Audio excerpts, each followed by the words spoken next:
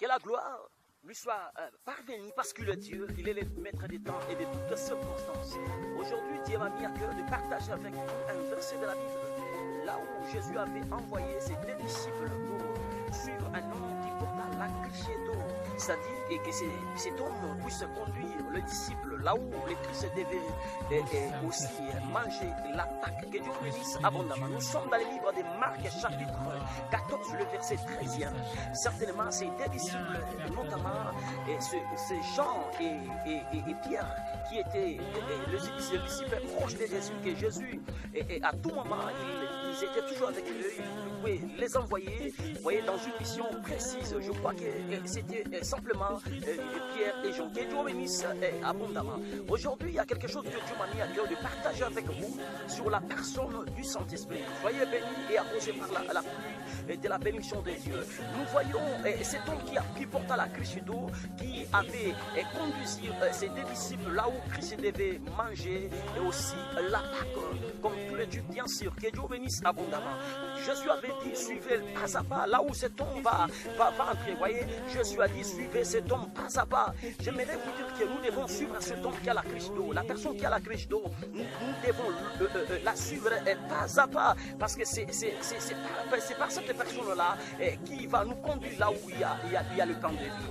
Nous voyons, nous reconnaissons ceci en Israël. C'est rare et très rare de voir un homme qui porte la criée d'eau, parce que le travail domestique était pour les femmes. Mais nous voyons cet homme qui porte la criée d'eau. C'est simplement une représentation du Saint-Esprit. Vous voyez, et c'est par le Saint-Esprit, c'est lui qui nous conduit vers le pain et bien sûr vers la chambre haute. C'est là où Jésus doit manger et avec ses disciples. Nous voyons aussi dans les tabernacles. Et lorsque vous entrez dans les tabernacles, juste dans le lieu, dans les saints, il y avait ce que nous appelons une table de pain et de propositions, et qui avait 12 pains, voyez, alors que et chaque pain pouvait représenter une des tribus d'Israël. Et en face de cette table de pain de propositions, il y avait le chandelier qui éclairait le pain de propositions, qui éclairait le pain. J'aimerais vous dire que le Saint-Esprit nous éclaire. Le Saint-Esprit est là pour nous éclairer. Le Saint-Esprit, il nous montre le pain. C'est lui qui nous conduit là où nous devons manger le pain de vie. Le pain de vie que je parle, c'est simplement Jésus. J'aimerais vous dire, marchez avec le Saint-Esprit. Vous ne serez pas assoiffés du monde matériel. Marchez avec le Saint-Esprit. Vous n'allez pas mettre les poisons pour détruire la vie ou les vies de beaucoup de gens, parce que vous enviez leur poste. Qu'est-ce que vous enviez? Vous enviez aux hommes, vous enviez aux femmes. N'enviez rien au monde, enviez au Saint-Esprit. Et c'est par lui que tout le monde tire son origine. Écoutez, Job a dit ceci. Nous sommes dans le livre de Job, chapitre 33, verset 4. Il a dit, l'Esprit de Dieu m'a créé. L'Esprit de Dieu m'a créé. Le souffle de Dieu très haut m'anime. Il a dit encore dans Job, chapitre 32, le verset 8.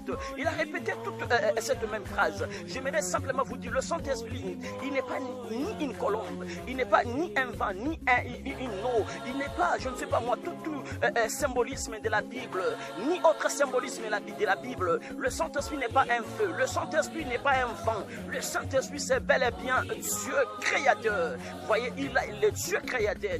Voilà pourquoi apôtre Paul pouvait dire dans 2 Corinthiens chapitre 13 verset 14, il dit que l'amour de Dieu le Père et que l'amour de Dieu le Père et la grâce de Dieu et la communication du Saint-Esprit vous soient en partage, vous soient en commun, vous accompagnent. Voyez que ces trois personnages de la divinité sont un. Voyez, chacun bien sûr par sa dispensation qui opère. J'aimerais simplement vous dire que le Père a élaboré le salut. Jésus a payé le prix du salut et le Saint-Esprit opère. Que l'Éternel vous bénisse abondamment. J'aimerais vous dire simplement aujourd'hui, le Saint-Esprit va entrer dans votre vie et votre vie ne sera plus jamais la même personne. Le seul Saint-Esprit conduit votre vie. Le seul Saint-Esprit conduit votre vie. C'est lui qui conduit la vie de l'Église. C'est lui qui montre l'Église le plan de vie. C'est lui qui montre l'Église son époux. Voyez, même si aujourd'hui dans ce monde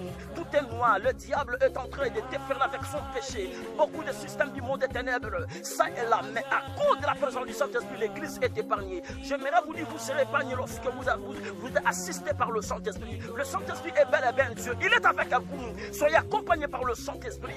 Tu ne seras jamais privé d'aucun bien, parce que le Saint-Esprit, il est là pour te sécuriser. Il est là pour sécuriser votre vie. Reçois le Saint-Esprit dans votre vie. Écoutez, s'il te plaît, si vous niez le baptême du Saint-Esprit, vous serez